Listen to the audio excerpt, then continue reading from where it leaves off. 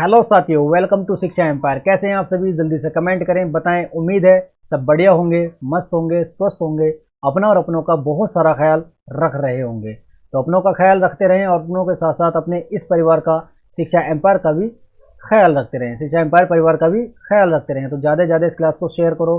तो आज हम शुरू कर रहे हैं अपनी हिंदी की भी प्रैक्टिस सेट की सीरीज शुरू कर रहे हैं। उसमें हमारी आज पहली क्लास होने वाली है। सीडीपी की जो सीरीज है उसको हम शुरू कर चुके हैं, उसकी एक क्लास हो गई है और आज हमारी हिंदी की भी पहली क्लास है। बहुत अच्छे अच्छे क्वेश्चन हैं जिनकी उम्मीद ज़्यादा से ज़्यादा है एग्जाम में आने की।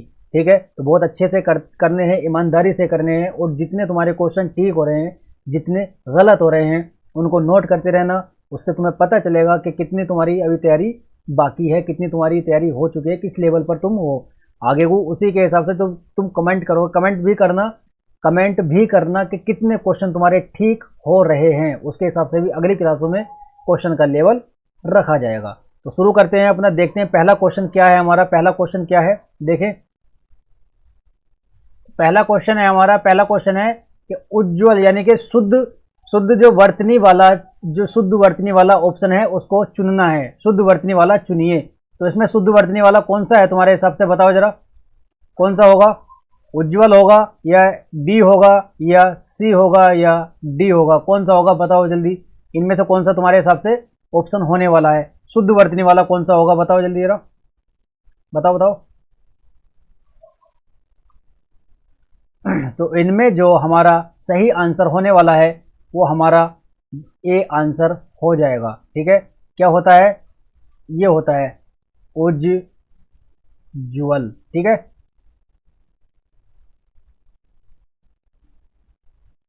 तो इसका जब हम संधि विच्छेद करते हैं, क्या करते हैं?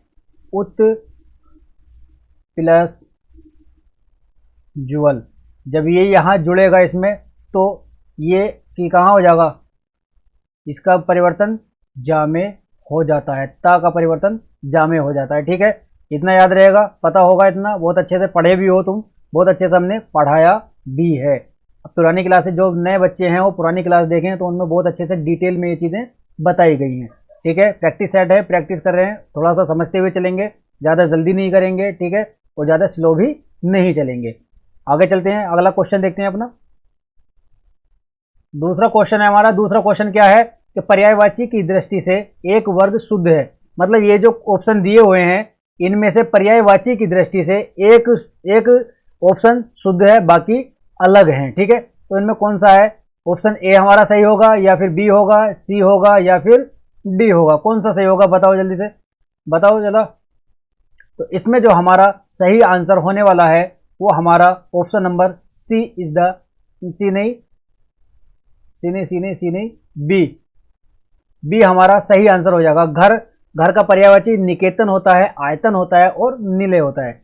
निकेतन भी रहने की जगह होती है, आयतन भी रहने की जगह होती है और निलय भी रहने की ही जगह होती है। ठीक है, इनमें क्या आ जाएगा? जैसे ये है यमुना, कालिंदी और भानुतया, ये तो आपस में तीनों पर्यायवाची हैं एक दूसरे के। लेकिन जो जाह्नवी है, जाह्नवी कहा जाता है गंगा को। ठीक है, जाह्नवी गंगा को कहा जाता है। वैसे ही वस्त्र, पाटक नहीं होता, पटक होता है, पट होता है। वस्त्र का जो पर्यायवाची होता है पट होता है। ठीक है, पटक नहीं होता है, इसलिए ये भी गलत हो जाता है। यहाँ भी हमारा ये गलत हो गया। तो हमारा कौन सा बचा? B is the right answer. ठीक है, बी हमारा राइट आंसर हो गया। आगे चलते हैं, अगला क्वेश्चन देखते हैं। अगला क्वेश्चन क्या है? क्वेश्चन नंबर सी है। क्वेश्चन नंबर जो हमारा 3 है वो क्या कहता है? क्वेश्चन नंबर 3 कहता है हमारा कि खग जाने खग की भाषा, इस लोकोक्ति का अर्थ क्या है? खग जाने खग की भाषा, इस लोकोक्ति का अर्थ क्या होने वाला है? जल्दी बताओ जरा। इसमें क्या होगा? वाचाल खग होगा या सब अपने अपने संपर्क के लोगों का हाल जानते हैं या फिर बोलने में सक्षम खग या बड़ा भाषाविद है? कौन सा इसमें आंसर होने वाला है तुम्हारे हिसाब से? बताओ जरा, कौन सा होगा? जल्दी बताओ। तो इसमें जो हमारा आंसर हो जाएगा वो हो जाएगा B. B is the right answer. सब अपने अपने संपर्क के लोगों का हाल समझते हैं, समझते नहीं समझते हैं। यहाँ क्या है? समझते लिखा हुआ है, इसको समझते कर लेना। ठीक है, क्या कर लोगे? समझते हैं, समझते हैं। ठीक है, आगे चलते हैं। बोलने में सक्षम नहीं होगा, भाषाविद भी नहीं है और वाचाल हक भी नहीं है। ठीक है, आगे चलते हैं, आगे क्या होगा हमारा। तो अगला क्वेश्चन है हमारा, क्वेश्चन नंबर 4 है मध्यम पुरुष तू। मध्यम पुरुष जो तू होता है, तू में एक मध्यम पुरुष आता, मध्यम पुरुष में एक तू शब्द आता है, उसका सही बहुवचन क्या होगा। तू का सही वचन क्या होने वाला है, इसमें वही पूछा गया है।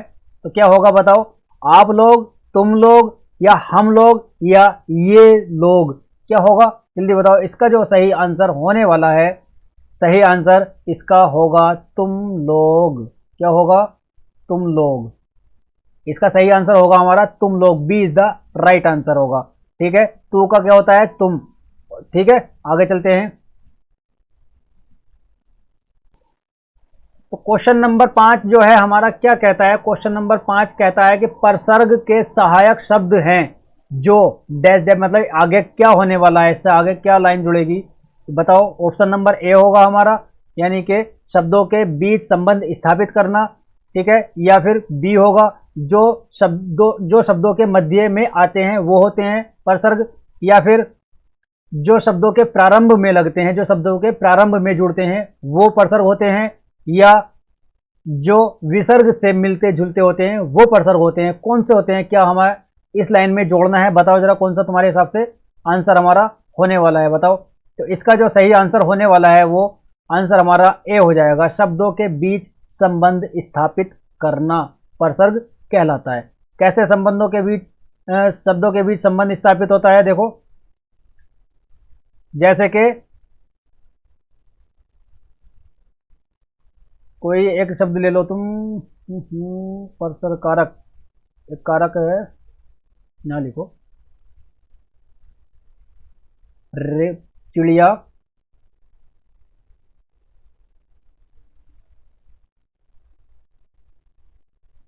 आकाश में उड़ती है, चिड़िया आकाश में उड़ती है। तो इसमें क्या है, जो बीच में आया ना ये में शब्द, ये जो आया है में, ये क्या है, ये परसर्ग है, और ये एक संबंध बता रहा है, संबंध स्थापित कर रहा है कि चिड़िया आकाश में उड़ती है, चिड़िया आकाश में उड़ती है। या फिर एक होता है राजा,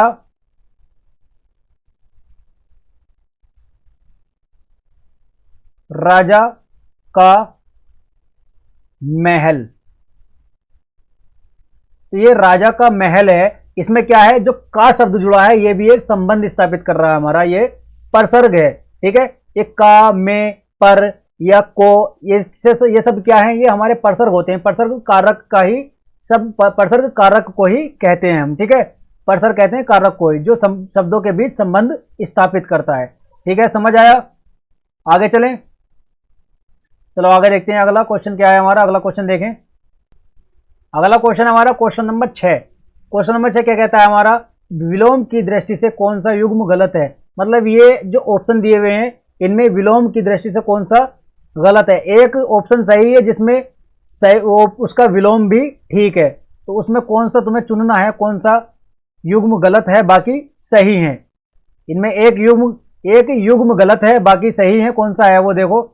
विधि का निषेध होगा, या आह्वान का विसर्जन होगा, आग्रह का विग्रह होगा, या फिर हलाहल का अभिनय होगा। तो इसमें क्या होगा, ये हमारा जो सही आंसर होने वाला है कौन सा होगा, बताओ जल्दी जरा।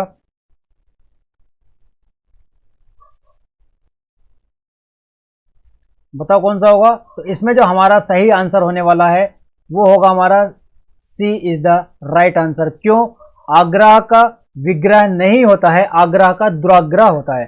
क्या होता है, आग्रह का दुराग्रह होता है, और विग्रह का संधि होता है। विग्रह का जो विलोम होता है वो क्या होता है, संधि होता है। ठीक है, और आग्रह का क्या होता है, आग्रह का होता है दुराग्रह। क्या होता है, दुराग्रह। ठीक है, बाकी सब सही है हमारे, बाकी सब सही हैं, सी हमारा गलत है। ठीक है, तो सी हमारा सही आंसर हो जाएगा। आगे देखते हैं अगला क्वेश्चन नंबर 7 है हमारा, प्रत्येक शब्द में उपसर्ग क्या लगा होता है, बताओ। प्रत्येक शब्द में कौन सा उपसर्ग लगा होता है इन सभी में से, बताओ कौन सा है। ए बी सी डी कौन सा होगा, जल्दी बताओ, बताओ जल्दी बताओ। तो हमारा जो सही आंसर होने वाला है कौन सा होगा हमारा, प्रत्येक शब्द में प्रति प्लस एक होता है, तो ये हमारा उपसर्ग हो जाएगा। कैसे इसको तोड़ोगे तुम, तो क्या होगा, प्रति प्लस एक, तो ये हमारा उपसर्ग हो जाता है। ठीक है, ये हमारा उपसर्ग है, तो बी हमारा सही आंसर हो जाएगा, प्रति प्लस एक। ठीक है, आगे चलें।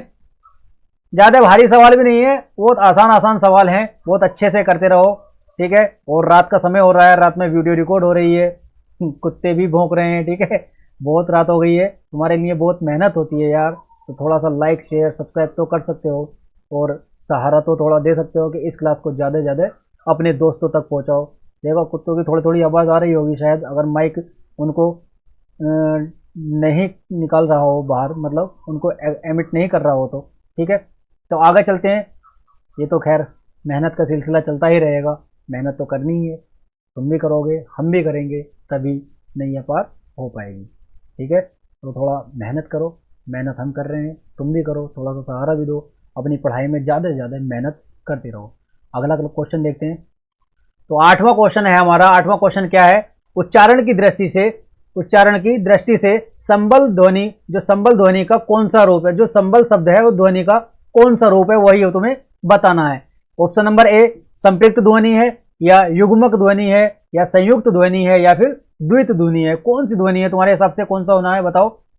तो इसका जो सही आंसर होने वाला है ऑप्शन नंबर ए इसका सही हो जाएगा। ठीक है, ए इज द राइट आंसर। क्यों होगा संपृक्त ध्वनि, जब एक व्यंजन दो व्यंजनों के साथ में संयुक्त हो जाता है, जब एक व्यंजन दो व्यंजनों के साथ में संयुक्त हो जाता है यानी कि जुड़ जाता है, तो वहां संपृक्त ध्वनि होती है। कैसे होती है, देखो यहां क्या है, संबल है ना, तो इसको जब तुम तोड़ोगे तो ये सा म और ये बा, ला को हम छोड़ रहे हैं, ला पीछे है। ठीक है, ये है, तो ये क्या है, ये सा से और बा से, मतलब माँ जो व्यंजन है, ये इससे और इससे, इन दोनों से क्या है, संयुक्त हो रहा है। जब तो बनाना हमारा संब, ला को हमने अभी हटाया हुआ है, हमें आगे का देखते हैं। संब हुआ तो दोनों से जुड़ा, दोनों से जुड़ गया, तो वहां क्या होता है, हमारा संपृक्त ध्वनि होती है। ठीक है, समझ में आ गया होगा। आगे चलते हैं, अगला क्वेश्चन देखते हैं अपना। अगला क्वेश्चन क्या कहता है, तो क्वेश्चन नंबर 9 है हमारा, जैसा करोगे वैसा भरोगे, जैसा करोगे वैसा भरोगे में सर्वनाम का कौन सा भेद है, यानी कि जैसा करोगे वैसा भरोगे, इस वाक्य में सर्वनाम का कौन सा भेद है, बताओ कौन सा भेद है, जल्दी बताओ कौन सा होगा तुम्हारे हिसाब से। अनिश्चयवाचक होगा, या फिर निश्चयवाचक होगा, या प्रश्नवाचक होगा, या फिर संबंध बोधक होगा, कौन सा होगा बताओ। देखो इसमें प्रश्न तो कुछ पूछ नहीं रहा, इनको काटना शुरू करो। प्रश्न तो पूछ नहीं रहा, तो प्रश्नवाचक तो होगा नहीं। निश्चयवाचक, जैसा करोगे वैसा भरोगे, छोड़ो, अभी अनिश्चय भी नहीं है। ठीक है, लेकिन संबंध इन दोनों में, अभी तुम इन दोनों में बताओ कौन सा होगा, जल्दी बताओ जरा, तुम्हारे लिए अभी सोचो थोड़ा सा, बताओ जल्दी क्या होगा। आधा क्वेश्चन कर दिया तुम्हारे लिए मैंने, आधा क्वेश्चन कर दिया है, आधा क्या होगा जल्दी बताओ, बताओ जल्दी बताओ। तो इसमें देखो क्या होगा, इतना मत सोचो, इसमें होगा, ये भी नहीं होगा, निश्चयवाचक भी नहीं होगा ये। तो हमारा राइट आंसर होगा हमारा, वो हो जाएगा D is the right answer. क्यों होगा डी राइट आंसर, देखो जैसा करोगे वैसा भरोगे, जैसी करनी वैसी भरनी, इसमें क्या है, संबंध है, दोनों शब्दों में संबंध है। यहां जैसा और वैसा आया, जोई सोई आए, जोई कोई आए, तो इनमें क्या है, संबंध होता है, इन सभी शब्दों में संबंधवाचक सर्वनाम होता है। ठीक है, आगे चलें, आगे देखें अपना क्वेश्चन क्या है अगला। तो क्वेश्चन नंबर 10 है हमारा। अगला क्वेश्चन है तिरछा जो है वो किस प्रकार का विशेषण है, तिरछा किस प्रकार का विशेषण है, बताओ किस प्रकार का है। सार्वनामिक है, परिमाणबोधक है, गुणवाचक है, या संख्यावाचक है, कौन सा है बताओ जल्दी बताओ। तो इसमें भी देखो काटना शुरू करो, संख्या इसमें कोई दी नहीं है तो काट दो इसको। ठीक है, परिमाण क्या है, परिमाण में नापतोल आती है, तो नापतोल नहीं है। तो और सार्वनामिक की इसमें कोई सर्वनाम कोई लगा नहीं है, तो सार्वनामिक भी नहीं होगा। हमारा है ये गुणवाचक है। क्यों है गुणवाचक, तिरछा एक गुण होता है, तिरछा किसी चीज में, ये क्या है, पेन अभी सीधा है, मैं इसको तिरछा रख दूं तो इसका क्या है, गुण हो जाएगा। ठीक है, इसका गुण हो जाएगा। पेन है मेरे पास में पेन है, इसको मैं अगर तिरछा कर दूं तो इसका एक तिरछा होना गुण है। जैसे कि पृथ्वी है, पृथ्वी तिरछी होती है, तिरछी यानी कि पृथ्वी का तिरछा होना उसका गुण होता है। ठीक है, तो वहां क्या है, गुणवाचक होता है। तिरछा जो शब्द है वो गुणवाचक होता है, विशेषण होता है। ठीक है, आगे चलते हैं, अगला क्वेश्चन देखें। अगला क्वेश्चन क्या है हमारा, तो अगला क्वेश्चन है हमारा लाइक शेयर सब्सक्राइब का। ठीक है, तो लाइक शेयर सब्सक्राइब जल्द से जल्द कर दो। ठीक है, आगे चलते हैं, अगला क्वेश्चन देखते हैं। ये अब बीच में आ गया था तो इसमें बोल दिया लाइक शेयर सब्सक्राइब कर दो। तो आगे चलें, आगे देखते हैं अगला क्वेश्चन क्या है। अगला क्वेश्चन है हमारा 11वां नंबर का क्वेश्चन है। 11वां नंबर का क्वेश्चन क्या कहता है, इनमें से कौन सा वाक्य अकर्मक क्रिया का उदाहरण है। इनमें से कौन सा वाक्य अकर्मक क्रिया का उदाहरण है। अकर्मक क्रिया कौन सी लग रही है तुम्हें इनमें से, बताओ। मैंने बहुत अच्छे से पढ़ाया है, बहुत अच्छे से डिटेल में अकर्मक और सकर्मक को समझाया है, बहुत अच्छे से। जो बच्चे आज नए जुड़े हमसे वो पुरानी क्लास जरूर देखें, बहुत अच्छे से समझ में आएगा। ठीक है, आगे जिसमें देखते हैं कौन सा है। ऑप्शन नंबर ए क्या है, मोहन सोता है, राजू खेलता है, और राजू क्रिकेट खेलता है, बच्चा गाता है। तो क्या होगा इसमें, बताओ। अकर्मक पूछा है ना इसमें, अकर्मक पूछा है, कौन सा है। तो इसमें ये जो तीनों है ना, ये वाले, ये हैं सकर्मक के। क्या है ये, सकर्मक। क्या है, सकर्मक क्रियाएं हैं तीनों। क्यों, राजू खेलता है, क्या खेलता है, लगाओ, क्या खेलता है, क्रिकेट खेलता है। किसको खेलता है, क्रिकेट को खेलता है। ठीक है, राजू क्रिकेट खेलता है, इसमें तो खुद आ ही गया है, क्या किसको लगाओगे।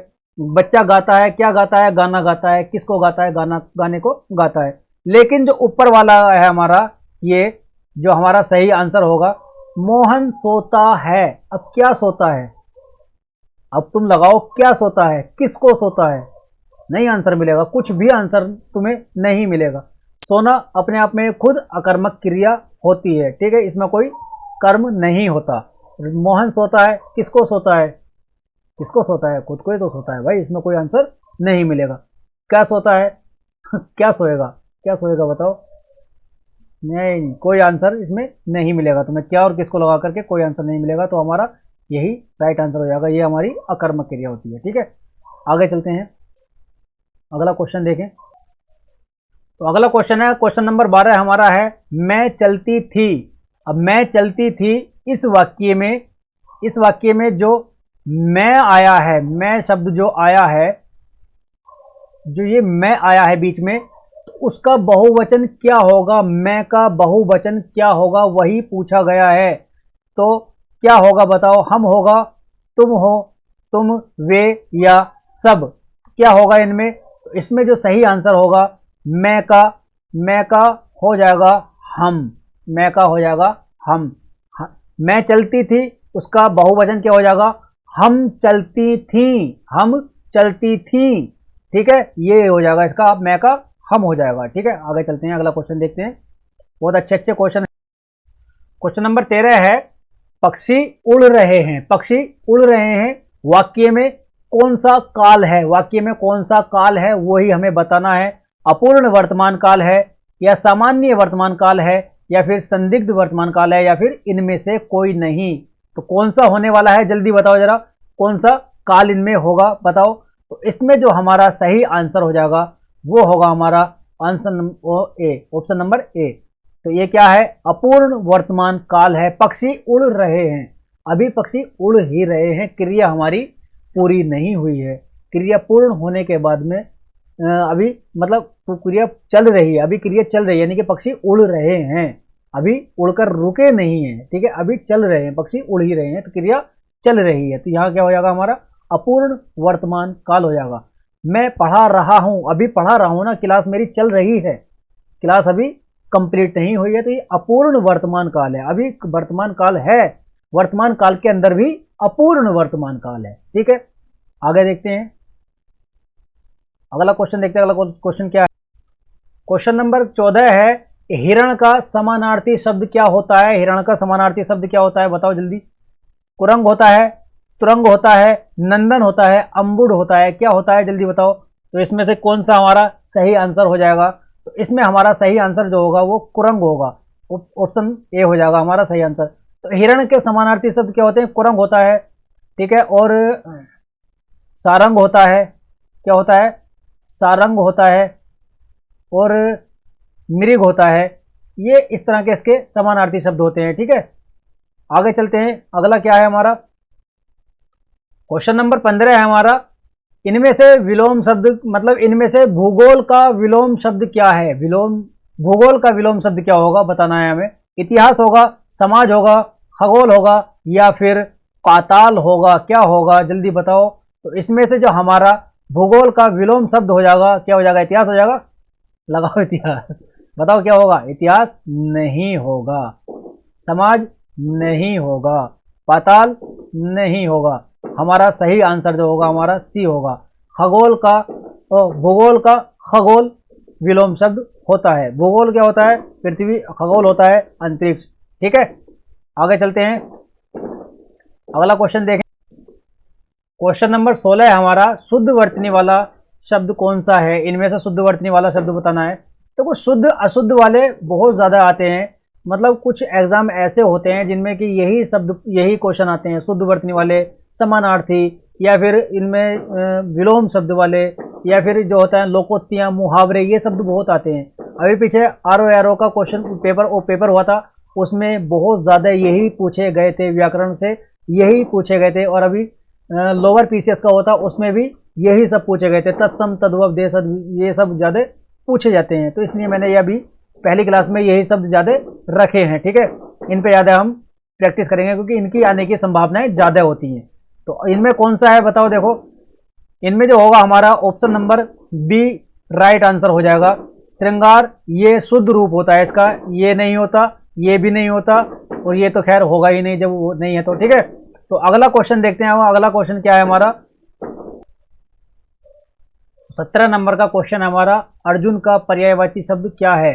अनूठा है, अवश्य है, ध्वांत है, या पार्थ है, क्या होगा बताओ जल्दी से। तो इसका जो हमारा राइट आंसर होगा वो होगा डी, ऑप्शन नंबर डी। क्यों होगा, अर्जुन का जो पर्यायवाची है वो पार्थ होता है। ठीक है, न ध्वांत होता, न अश्वत होता, अवश्य होता, न अनूठा होता। ठीक है, तो हमारा क्या हो जाएगा, पार्थ हो जाएगा। आगे देखते हैं, अगला क्वेश्चन है हमारा, क्वेश्चन नंबर 18 है। क्वेश्चन नंबर 18 क्या कहता है, श्री में किन वर्णों के संयोग होते हैं। ठीक है, श्री जो शब्द है उनमें किन वर्णों का संयोग होता है। थोड़ा सा टाइपिंग मिस्टेक है, आगे देखें। मतलब इसके जो ऑप्शन है क्या है, ए बी सी, क्या होगा जल्दी बताओ, ए बी सी डी क्या होगा। तो इनमें जो हमारा सही आंसर होने वाला है वो ए हो जाएगा। ठीक है, सा, रा और ई, इन चीजों से, सा में रा लगेगा तो ये वाला ये बन जाएगा। ठीक है, ये, और ई पीछे से जुड़ेगा तो ये श्री बन जाएगा। इस तरह से होते हैं ये जो। ठीक है, आगे चलते हैं। इनमें समझाने वाला कुछ नहीं है फिलहाल, इसलिए मैं कम समझा रहा हूँ, आगे स्पीड से चल रहा हूँ। जो क्वेश्चन समझाने वाला है उसको मैं समझा रहा हूँ। ठीक है, आगे चलते हैं, अगला क्वेश्चन देखते हैं हम अपना। अगला क्या है, क्वेश्चन नंबर 19 है। क्वेश्चन नंबर 19 है, संज्ञा से निर्मित विशेषण कौन सा है। इनमें से, ये जो इतने सारे विशेषण हैं, इनमें से संज्ञा से निर्मित कौन सा विशेषण है वो बताना हमें, बताओ।